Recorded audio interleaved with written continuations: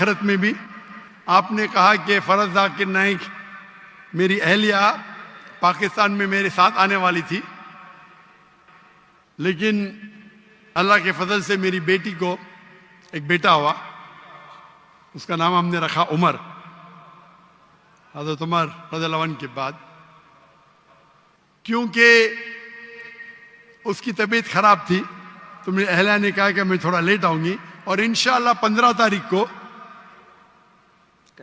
रात को गिने तो परसों नहीं तो कल, अभी तो मंडे आ गया ना, तो मंडे होगा तो कल होगा ट्यूसडे, 15 तारीख को इंशाअल्लाह आने वाली है। तो आप अगर उनसे मिलना चाहते हैं तो मिल सकते हैं। और इंशाअल्लाह उनके कई तकरीर मेरे से ज़्यादा, मैंने कहा था मैं हफ्ते में 3 तकरीर करूँगा, मेरे अहलिया का प्रोग्राम था कम से कम 7-8 तकरीर करना हफ्ते में, लेकिन ये प्रोग्राम की तब्दीली की वजह से अभी शायद वो कॉम्पेंसेट कर पाएंगे क्या पता नहीं।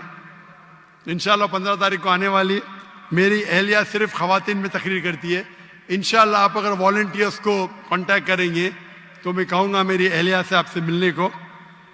और मेरी अहलिया भी प्रिंसिपल थी इस्लामिक इंटरनेशनल स्कूल की, और वो भी एक दाई है, और सिर्फ ख़वातीन के दरमियान वो तकरीर करती है, लेकिन वो कभी भी वीडियो रिकॉर्डिंग नहीं करती है।